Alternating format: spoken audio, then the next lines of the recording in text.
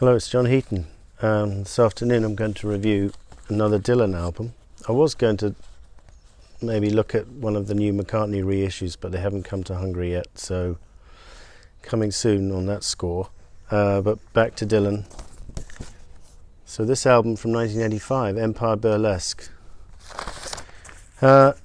Released June 10th, 1985, reached number 33 in the US, number 11 in the UK. Recorded July 84 and then December 84 to March 85.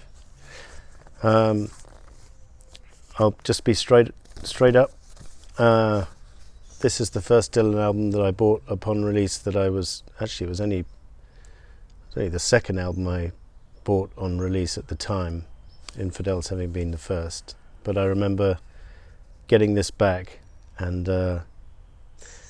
this was released right at the end of my 3 years at university, so it should have been, a crowning glory celebration of my 3 years at Exeter. And I think my exams had more or less finished by the time this came out. I'm not sure, I can't remember. But I do remember a massive expectation because Infidels had been so great, and getting back and playing it and thinking, this is disappointing.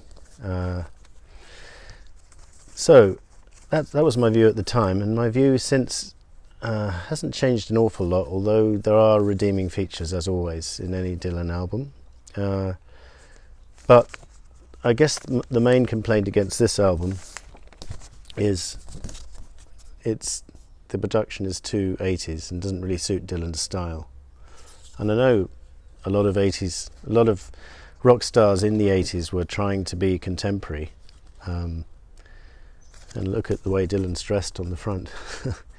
And one thinks of albums like Dirty Work by the Stones, where they're dressed in these garish, bright colours, and the Doctor Who of the mid-80s, Colin Baker, in his bright 80s outfit, which is, it was quite trendy at the time, but looking back, it looks pretty awful. I mean, this is quite laid back, nothing too offensive about Dylan's dress sense, but strange pose here on the inner sleeve.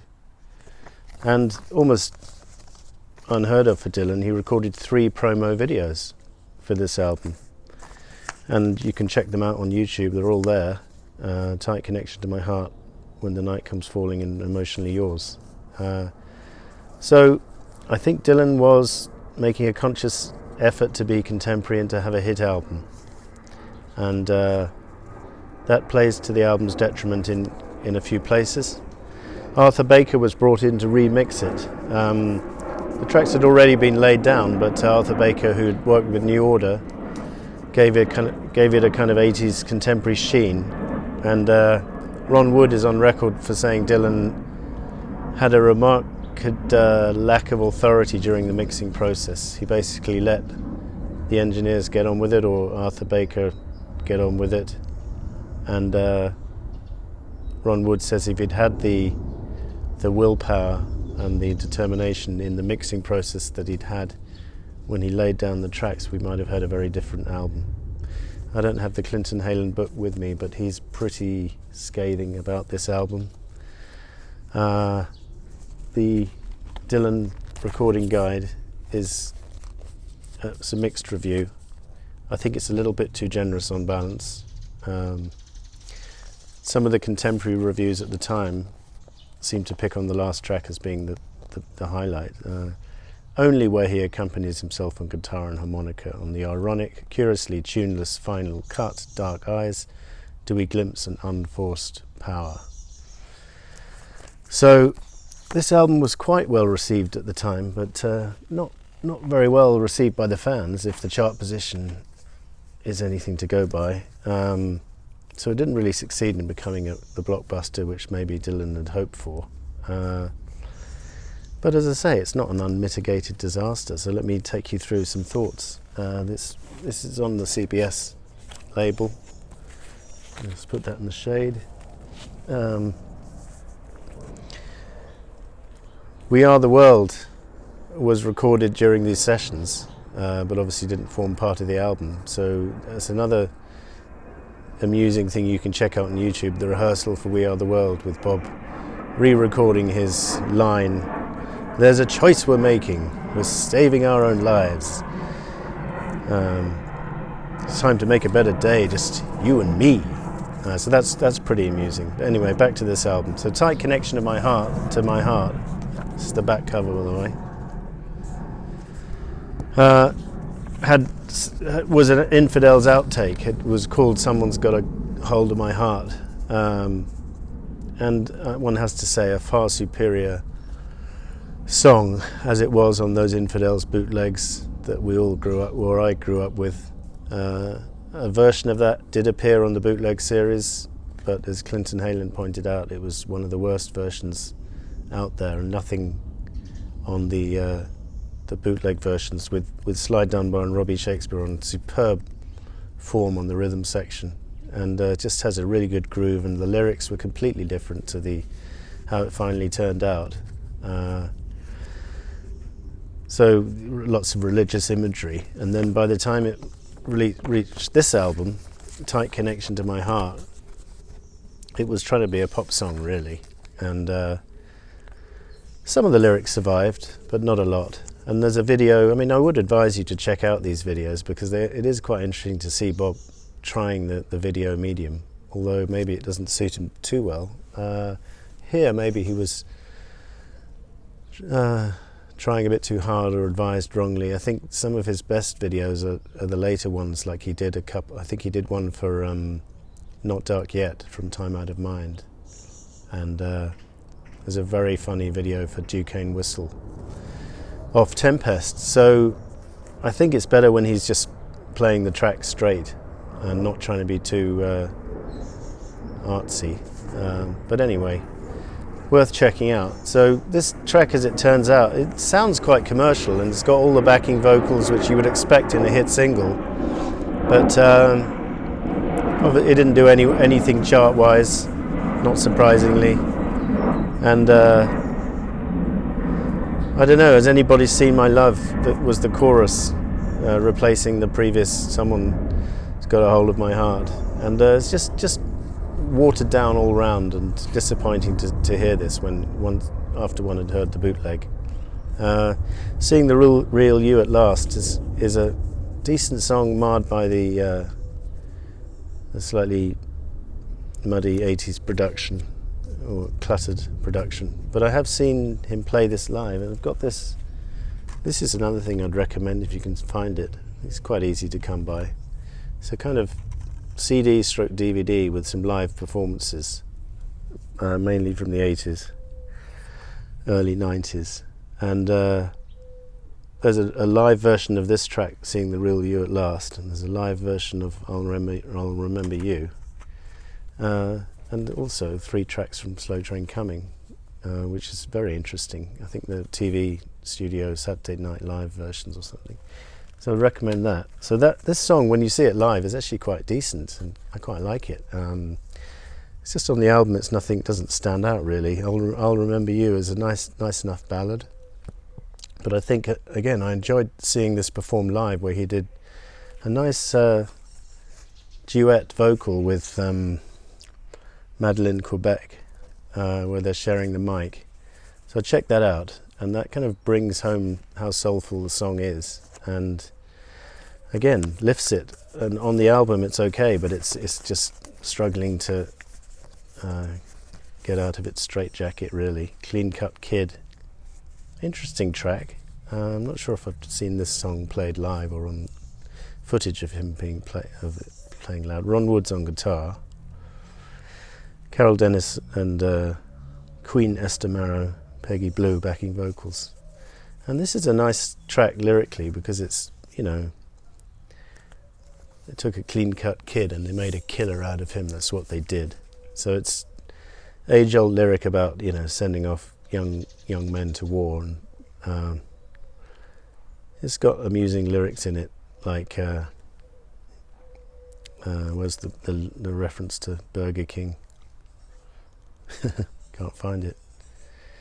He ate Burger King, he was well fed. It's in here somewhere, can't find it.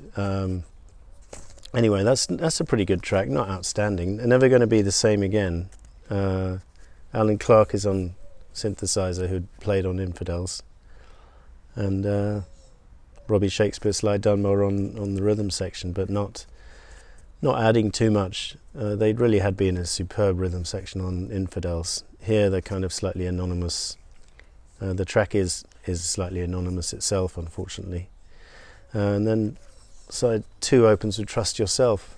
Another example of a track where, when I've seen him play it live, it's quite decent, because he played it quite a lot, I think, on the 86 tour. I didn't see him do it live as such, but I've seen footage of him do it either at Farm Aid or with Tom Petty or something. It's pretty good. Again, the production lets this down a bit, I'm afraid. Emotionally Yours tries to be the classic ballad on the album, but the words are, nothing special. Come baby, find me. Come baby, remind me of where I once begun.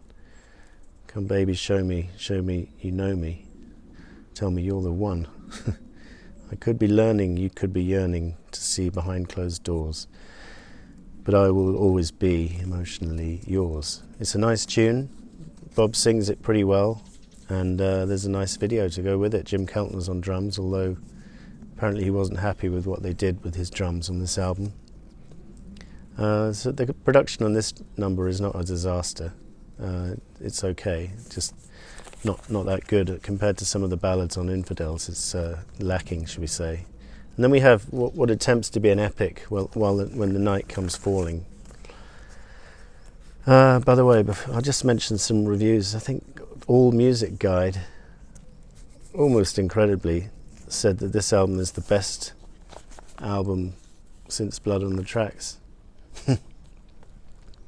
I laugh because it is.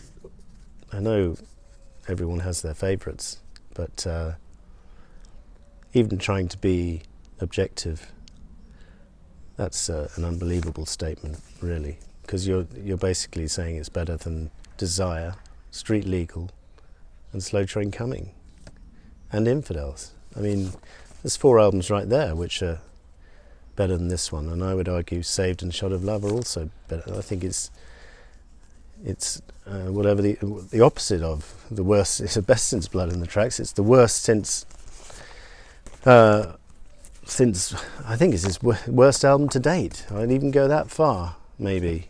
But as I say, not a complete disaster. When the Night Comes Falling tries to be an epic, but this loud drums, 80s production lets it down, I'm afraid.